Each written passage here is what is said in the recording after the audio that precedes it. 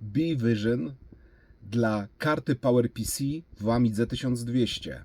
Zapraszam do pierwszego z kilku materiałów poświęconych tej właśnie karcie, który w tej chwili jest białym krukiem. Jedyna karta montowana na złączu karty Turbo PowerPC w Amidze 1200. Uruchamiamy kartę, jakiś prosty test, więcej szczegółów w kolejnych materiałach. Zapraszam serdecznie.